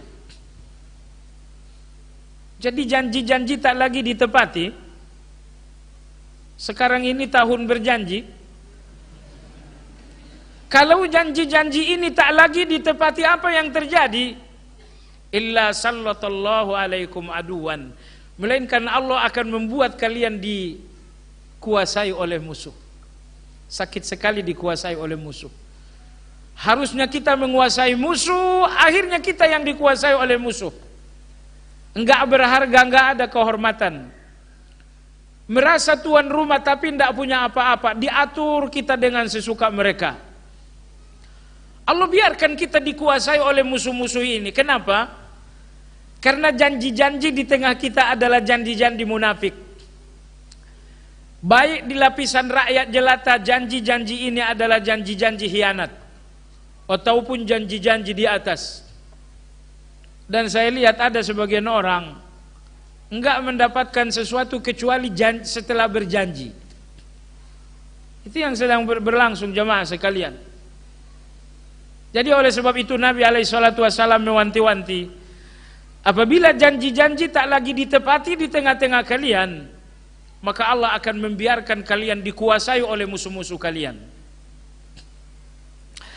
Yang terakhir, yang kelima, wa ma lam tahkum a'immatuhum bi kitabillah wa yatakhayyaru mimma anzalallah illa ja'alallahu ba'sahum bainahum. Dan apabila para penguasa-penguasa ini tidak menegakkan kitabullah di tengah-tengah kita, melainkan Allah akan membuat kita saling bermusuhan. Ja'ala ba'sahum fima bainahum. Kita saling bermusuhan padahal kita bersaudara. Disebabkan apa? Kenapa hidup bermusuhan ini terjadi? Kata Nabi SAW, karena kitabullah tidak lagi menjadi hukum yang mengatur kehidupan kalian. Akhirnya kalian hidup menjadi saling memusuhi, saling membunuh, saling curiga-mencurigai. Baik jamaah sekalian yang saya hormati, waktu kita sudah habis, saya percepat. Penyebab azab berikutnya adalah al-kibr, kesombongan, keangkuhan. Kemudian penyebab azab berikutnya adalah al-ghuluwu fid din, berlebihan dalam menjalankan agama. Ternyata bidah ini pun penyebab azab. Allah Subhanahu wa taala berfirman, ya Yuhanna, Nabi sallallahu bersabda, ya Yuhannas iyyakum wal ghulu fa inna ma ahlaka man kana qablakumul ghulu. Wahai kalian semua manusia, hindari sikap ghulu di dalam menjalankan agama. Apakah ghulu dengan menambah-nambah ataupun ghulu dengan ngurang-ngurangin? Dua-duanya adalah ghulu. Yang satu menambah, yang satu ngurangin. Kata Nabi SAW, generasi sebelum kalian hancur disebabkan karena ghulu. Ternyata kalau kita ghulu dalam menjalankan agama ini, ahalaka, akan terjadi malapetaka, akan terjadi kehancuran. Alhamdulillah, thumma alhamdulillah, di antara ajaran yang sangat unik dalam Islam ini adalah ajaran bid'ah. Walaupun banyak orang merasa bid'ah ini lebih pahit dari empedu. Sebentar-sebentar bid'ah, enggak apa-apa karena memang penyakit ini enggak hilang. Ingat jemaah sekalian, agama Yahudi enggak ada ajaran bid'ah. Sehingga setiap saat diupdate Yahudi ini, dipoles, dimodifikasi, dimodif. Sampai akhirnya Yahudi lebih banyak modifnya dari aslinya. Akhirnya Allah mengganti Yahudi, datang agama Nasrani. Di dalam agama Nasrani pun tidak ada ajaran bid'ah. Maka Nasrani ini dimodif lagi, diupdate lagi. Ada pertemuan secara berkala untuk membahas mana yang perlu dimodif, mana ayat yang perlu dibuang. Akhirnya lebih banyak modif daripada asli. Maka Allah Tabaraka wa Ta'ala menurunkan Islam dan ada ajaran bid'ah.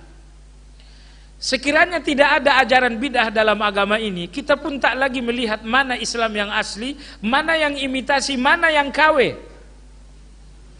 Tapi jemaah sekalian, alhamdulillah, sampai hari ini originalitas Islam ini terjaga, keaslian Islam ini terjaga. Tidak ada Islam KW. Walaupun ada yang memaslahkan Islam KW.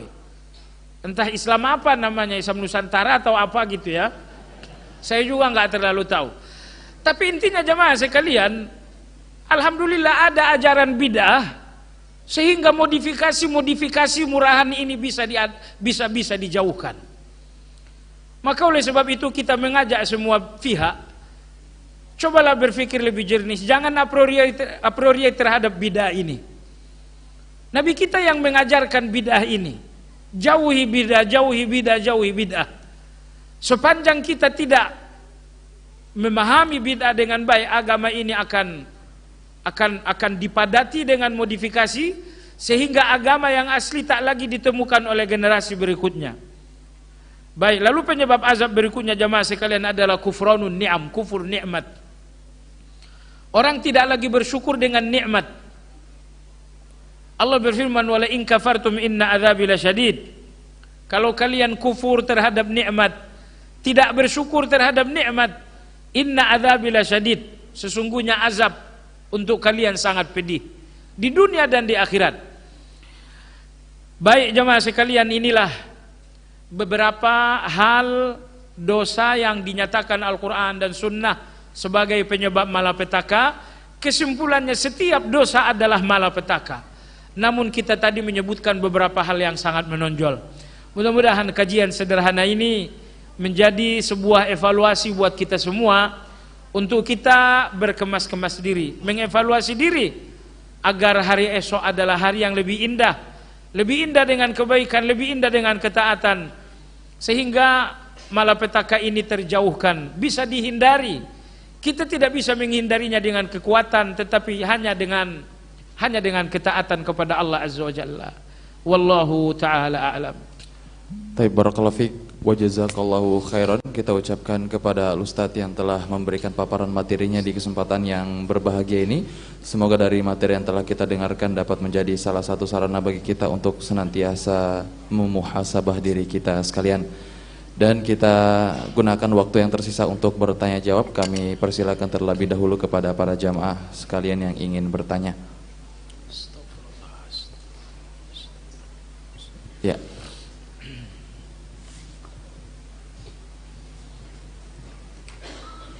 Ya, tolong mic-nya.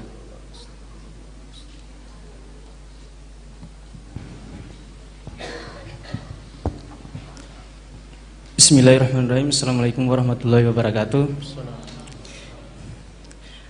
Semoga Ustadz panjang umur dan sehat selalu.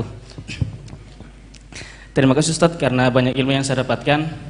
Saya ingin bertanya Ustadz, jikalau insya Allah besok-besok Ustadz misalnya Anda mau jadi gubernur atau presiden, tolong nasihatkan kepadaku apa yang harus aku lakukan pertama kali untuk memperbaiki negeri ini. Karena sekarang ini pemerintah atau calon-calon presiden kita selalu menggunakan pemikiran-pemikiran liberal atau sekuler dalam memperbaiki negeri ini, padahal pemikiran-pemikiran tersebut tidak akan mampu memperbaiki negeri ini supaya negeri ini kembali normal seperti yang dilakukan oleh Presiden Soekarno. Terima kasih. Assalamualaikum warahmatullahi wabarakatuh.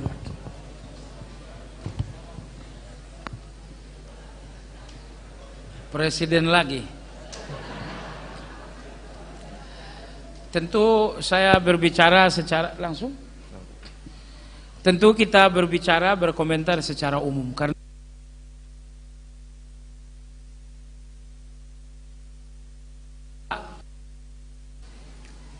perubahan itu harus mengakar, jangan mengambang. Perbaikan ini harus kita lakukan dari segala lini, dari kanan, dari kiri, muka, depan, atas, bawah.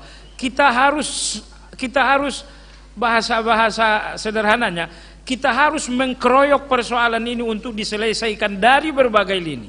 Tapi saya katakan sekali lagi, perbaikan ini harus mengakar, jangan mengambang. Agar perbaikan ini mengakar, kita mulai memperbaiki dari bawah. Tidak ada yang naik jadi pemimpin kalau bukan karena dari bawah. Mereka jadi pemimpin karena dipilih. Nah, yang memilih ini yang kita didik, kita ajak ngaji. Saya yakin jamaah sekalian, kalau masyarakat pemilih ngaji seperti kita, tidak akan muncul pemimpin-pemimpin nggak benar, nggak akan muncul. Masa orang yang sholat tahajud milih pemimpin yang nggak benar? Nggak mungkin. Jadi ala kulli hal jamaah sekalian, kita ingin sekali lagi perbaikan yang mengakar, bukan mengambang. Oleh sebab itu kita lakukan perbaikan itu dari bawah, dari akar kita lakukan perbaikan. Didik masyarakat ini, kita didik masyarakat ini dengan dakwah yang mencerdaskan, bukan dakwah yang tak mencerdaskan. Karena kadang-kadang dakwah yang ada ini cuman ngajak nyanyi-nyanyi, cuman ngajak lagu-lagu saja, tidak mencerdaskan sama sekali. Nah, oleh sebab itu ini yang pertama. Lalu kemudian yang kedua pula, jangan lupa bahwa doa-doa kita ini didengar oleh Allah Azza wa Jalla. Walaupun doa ini hanya dari sudut kota Kendari, dan seorang hamba yang begitu hina, tapi Allah Azza wa Jalla Maha mendengar. Berdoalah kepada Allah Azza wa Jalla agar Allah membahagiakan kita dengan pemimpin-pemimpin yang menghormati agama ini lalu menyayangi kita. Kita membutuhkan dua hal ini dari pemimpin. Pertama, mereka harus menghormati agama ini, dan yang kedua, mereka pun menyayangi rakyat. Kemudian yang ketiga, apabila Anda melihat bahwa ada seorang pemimpin yang layak jadi harapan dan Anda bisa membantunya untuk menjadi pemimpin, bantu sejauh yang bisa Anda lakukan. Dia ingin memimpin untuk membawa kebaikan dan Anda yakin itu. Pertanyaannya, Anda biarkan atau Anda bantu? Saya rasa Anda paham pengertian membantu. Ya. Ada seorang pemimpin, kata dia, saya berjanji begini, dan Anda pun yakin dengan orang ini. Anda yakin dia baik dan Anda yakin dia akan memperbaiki. Ini dua. Anda yakin dia baik, Anda yakin pula memperbaiki. Karena jemaah sekalian, ada orang yang memperbaiki tapi dia bukan orang baik. Ini ngibul, ini munafik. Dia ingin memperbaiki padahal dia bukan orang baik. Saya mau bertanya, apa yang bisa diperbaiki orang jahat? Apa yang bisa diperbaiki oleh preman? Maka lihatlah, yang akan memperbaiki hanya orang-orang baik. Maka apabila ada orang-orang yang ingin memimpin, dia orang baik dan ingin memperbaiki, pertanyaan untuk Anda, membiarkannya atau membantunya? Ya, silakan dibantu dengan bahasa yang Anda tafsirkan sendiri. Wallahu ta'ala alam. Hanya ini jawaban saya untuk pertanyaan kita semuanya. Tapi kalau pertanyaan ini dikembalikan kepada kajian kita, bahwa kalau seluruh rakyat ini memperbaiki diri, insya Allah akan Allah bahagiakan kita dengan pemimpin yang membahagiakan kita juga, insya Allah ta'ala. Wallahu a'lam. Jazakallah khair Ustaz atas jawaban yang telah diberikan. Kita angkat pertanyaan dari secari kertas dari jemaah kita. Kali ini datang, ya, pertanyaannya, ujub dan ria merupakan dosa yang dapat merusak amal ibadah seseorang, Ustaz. Apabila kita bertobat atas dosa ujub dan ria yang pernah kita lakukan, apakah amal yang pernah diperoleh tersebut kembali ataukah akan tetap terhapus? Mohon penjelasannya. Iya,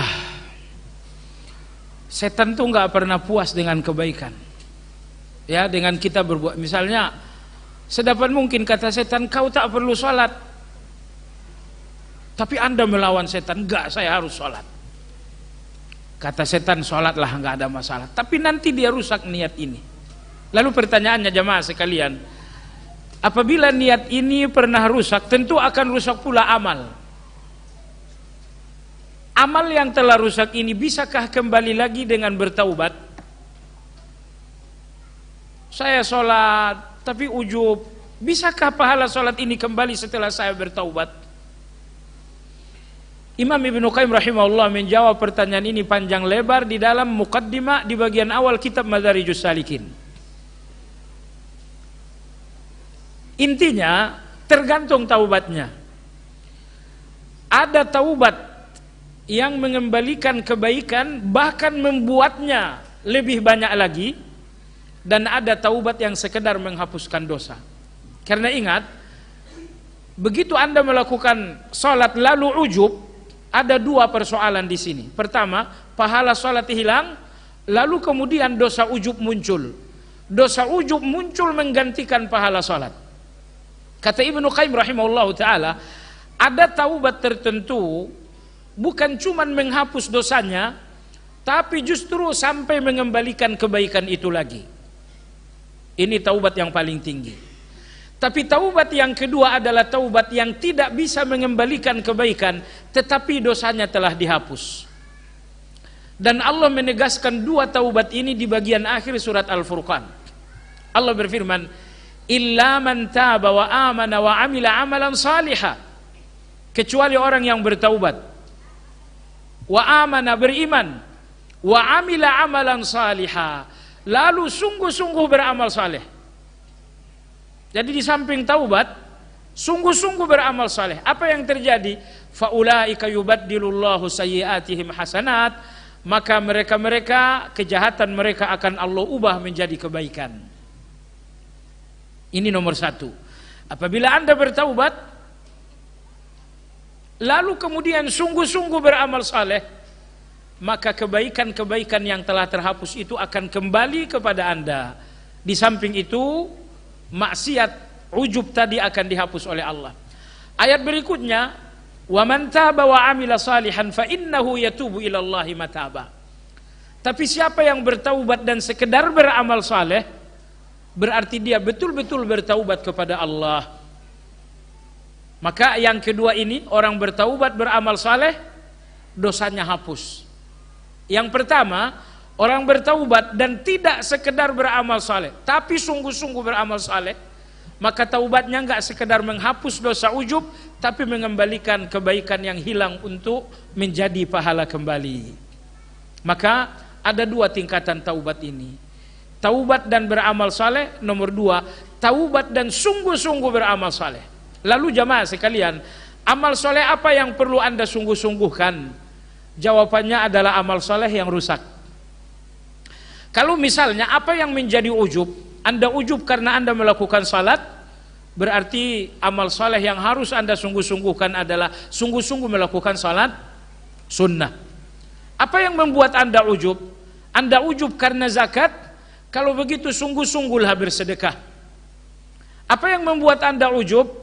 Tilawah Al-Quran, kalau begitu sungguh-sungguhlah berzikir kepada Allah Azza wa Jalla. Wallahu ta'ala a'lam. Ya, jazakallah khair Ustaz atas jawaban yang telah diberikan. Dan untuk berikutnya kita beri kesempatan kepada jamaah akhwat di lantai 2 yang kiranya ingin bertanya, kami persilahkan.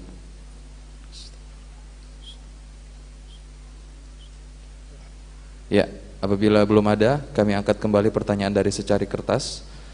Pertanyaannya Ustaz, ya kurang lebih, apa hukum bekerja sebagai seorang pesilat, di mana seorang pesilat ini sering melakukan tanding atau perkelahian tetapi menggunakan pengaman Ustaz? Apakah ini termasuk dalam perbuatan zolim terhadap sesama makhluk? Mohon nasihatnya. Berlatih silat, belajar silat, apabila diniatkan untuk membela kebenaran, bukan cuma sekedar boleh, tapi bahkan sebuah ibadah kepada Allah Azza wa Jalla. Ya. Jadi banyak perbuatan-perbuatan yang hukumnya sekedar boleh, akhirnya menjadi sunnah, menjadi pahala, menjadi amal saleh disebabkan karena niat.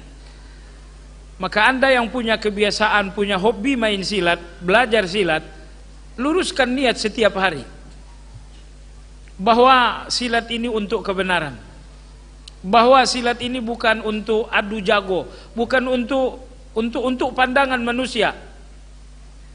Ya.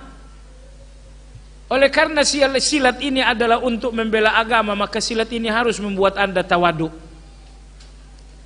Saya khawatir belajar 2 jurus, oh luar biasa, takaburnya muncul. Cuman kambing meloncat saja, dia meloncat 2 kali. Kambing loncat begini, aduh Masya Allah, pakai kuda-kuda, berapa macam kuda-kuda itu. Jadi oleh karena silat Anda adalah silat ibadah, maka silat ini harus membuat Anda tawadhu. Lalu kemudian ketika di dalam silat ini harus ada adu, harus ada pertarungan, apakah dibenarkan? Dibenarkan dengan beberapa syarat. Syarat yang pertama, Anda jangan memukul wajah. Tidak dibenarkan memukul wajah. Dan yang kedua, tidak dibenarkan pula memukul bagian-bagian yang berbahaya. Kawan sebelah bilang, bukan silat dong namanya kalau begitu. Karena silat yang difahami orang awam itu tujuannya adalah membunuh. Sekali pukul, mati. Enggak, silat kita bukan begituan tujuannya ya.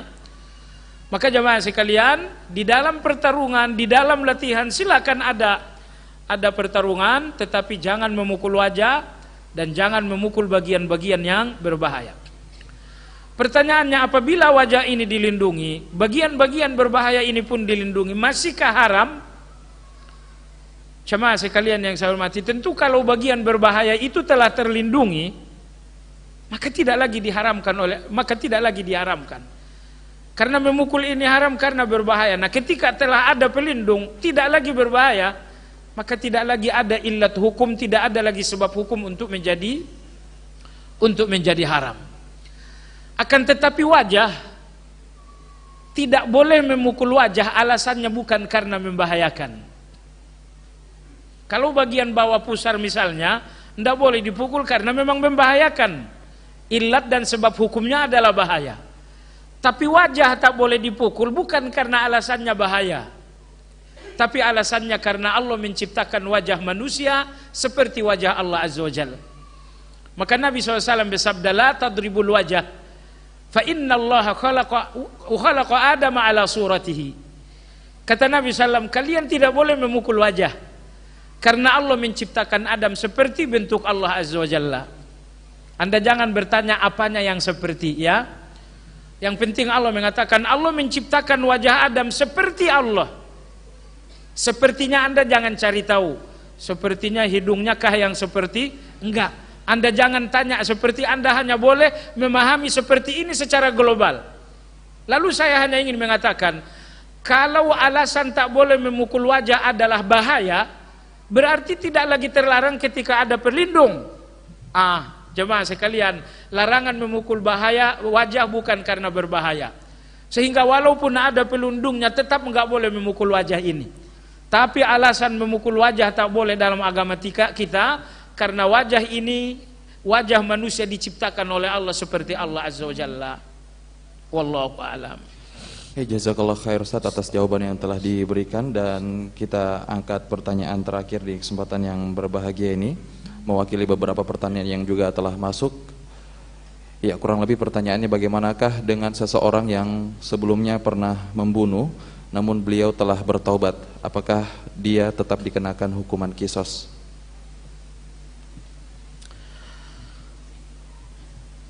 Pertanyaan ini tidak menemukan konteksnya. Di Indonesia nggak ada qisas. Dan Anda tidak perlu ke Saudi untuk menawarkan diri qisas.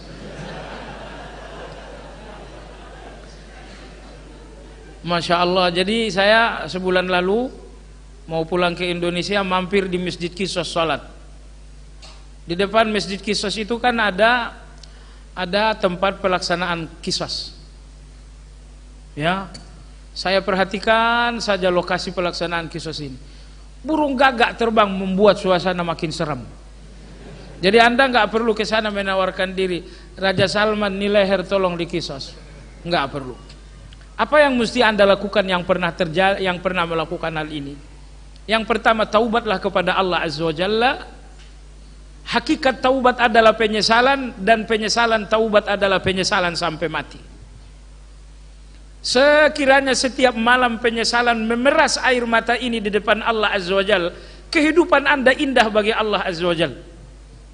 Anda pernah ternoda, Anda pernah kotor dengan dosa yang sangat besar, tapi Anda bisa menjadi menarik bagi Allah Azza wa Jalla dengan taubat. Teteskan air mata penyesalan di depan Allah Azza wa Jalla.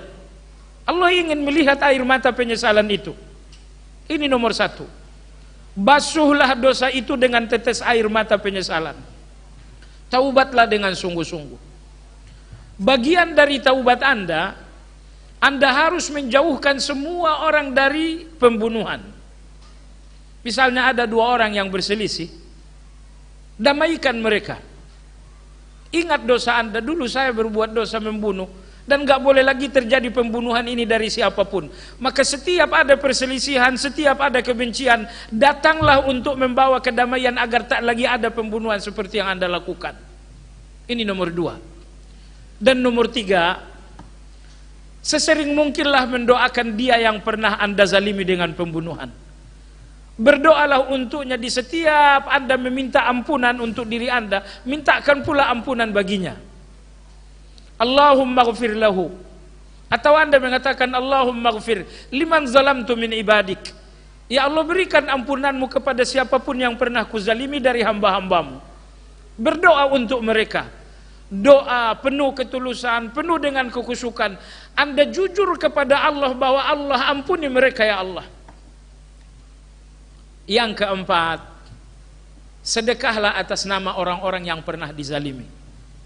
Ibnu Qayyim rahimahullah mengatakan, sedekah atas orang lain diijma'kan ulama hukumnya sampai. Baca Quran dihadiahkan khilafiyah.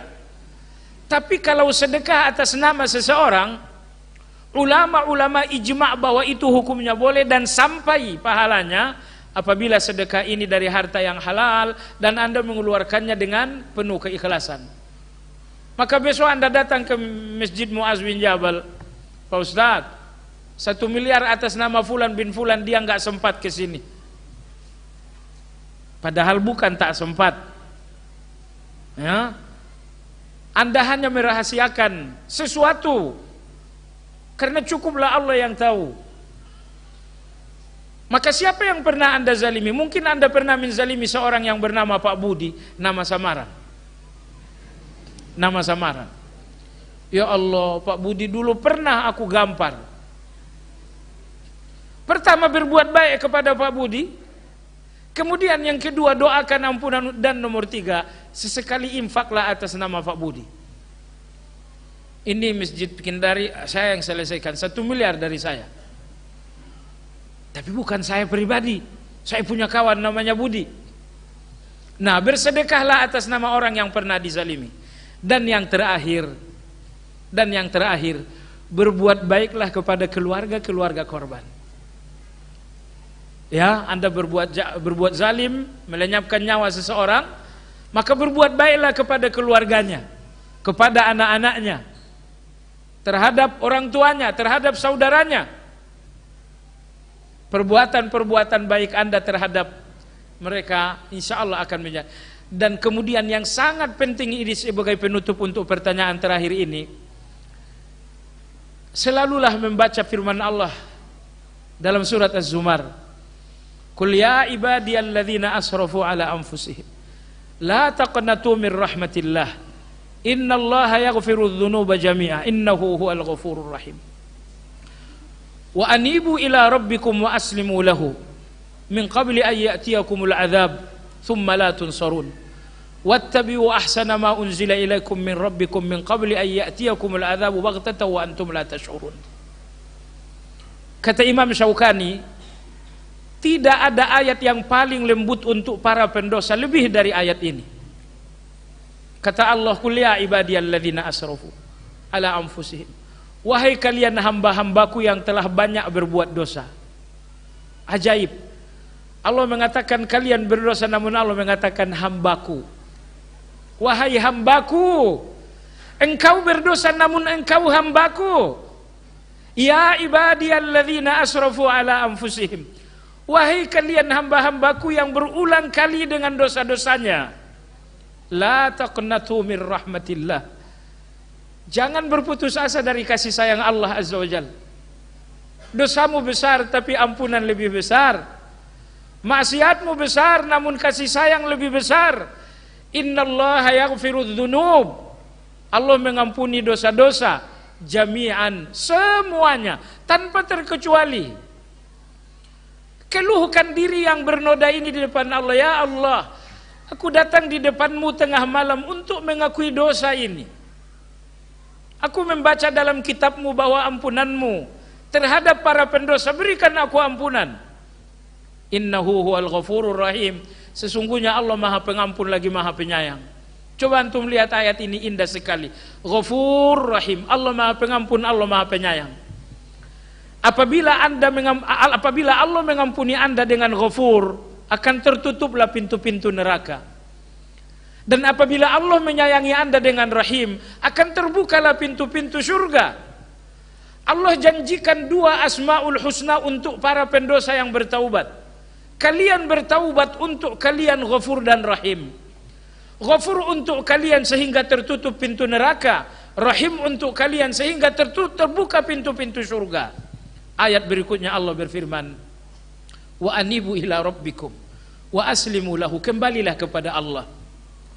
Jangan lagi berjalan dengan syaitan, kembalilah kepada Allah.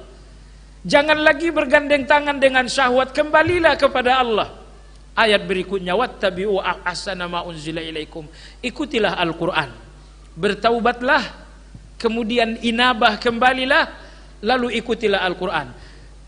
Sebuah tambahan ringan tapi insya Allah bermanfaat. Allah berfirman, taubatlah.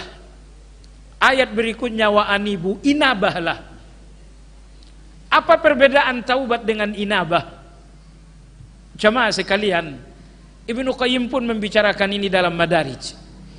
Seorang pendosa yang berjalan di atas kesalahan, begitu dia balik arah kepada jalan yang benar, proses balik arah ini dinamakan dengan taubat.